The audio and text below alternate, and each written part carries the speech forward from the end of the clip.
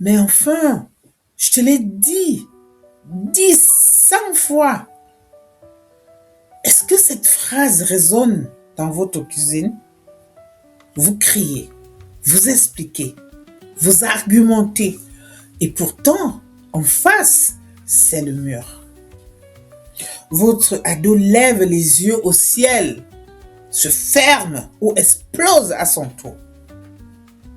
On finit par se dire, il ne m'écoute jamais. Mais la question que je veux vous poser aujourd'hui, c'est, est-ce que vous parlez pour être entendu? Ou est-ce que vous parlez pour avoir raison? Parce que si vous parlez pour avoir raison, vous gagnez peut-être l'argument, mais vous perdez la relation. Et sans relation, vous n'avez plus aucune influence sur votre enfant. Je suis la coach Jacqueline Désirée Happy, coach en parentalité et coach en développement personnel. Et aujourd'hui, on va craquer le code de la communication non violente. Je vais vous donner la méthode OSBD pour que dès ce soir, vos mots cessent d'être des armes et deviennent des ponts.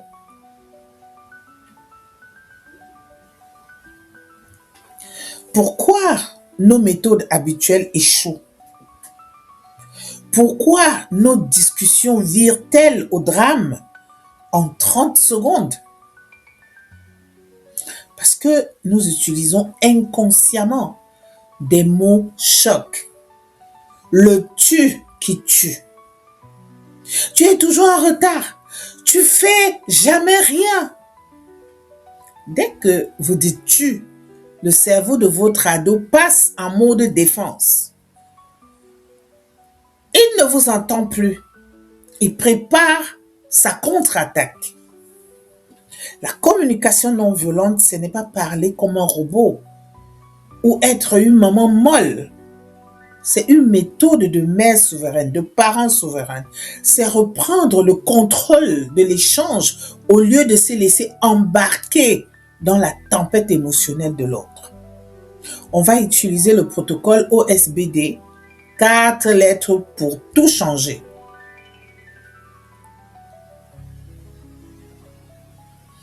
Les 2 premières étapes, O et S. O comme observation, c'est l'étape la plus difficile. Il s'agit de décrire la situation comme une caméra vidéo sans aucun jugement. Au lieu de dire ta chambre est un dépotoir, dites je vois 3 assiettes sales et 2 pantalons par terre. Pourquoi? Parce qu'on ne peut pas nier un fait. Si vous jugez, il se défend.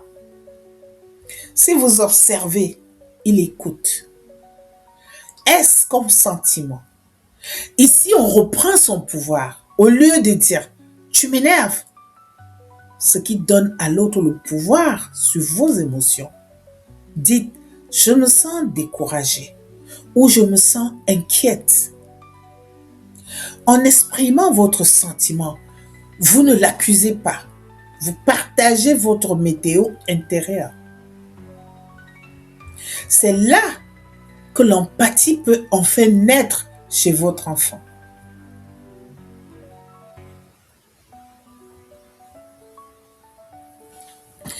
Les 2 dernières étapes, B et D. B est comme besoin. C'est le cœur du réacteur. Derrière chaque colère, il y a un besoin non satisfait. Si je suis fâchée pour les assiettes sales, mon besoin n'est pas juste la propreté. C'est peut-être un besoin de respect, de soutien ou de clarté.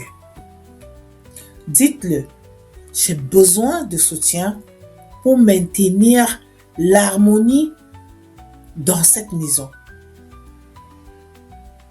D comme demande. C'est là qu'on passe à l'action.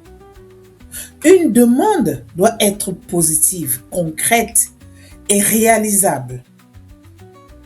Ne dites pas, fais un effort. Dites, serais-tu d'accord pour ramener tes assiettes à la cuisine avant 20 heures? Une demande n'est pas une exigence. Si c'est une exigence, c'est de la coercition. Si c'est une demande, c'est une collaboration.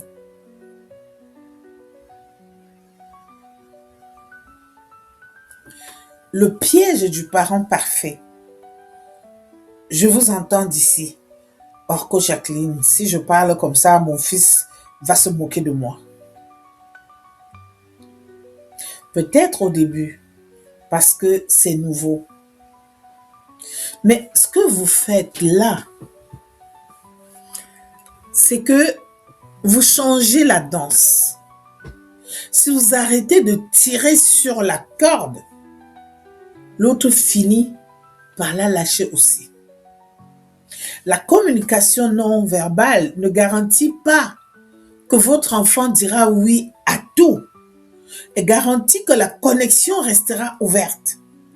Et c'est cette connexion qui vous permet plus tard de poser des limites fermes qui seront respectées et non subies.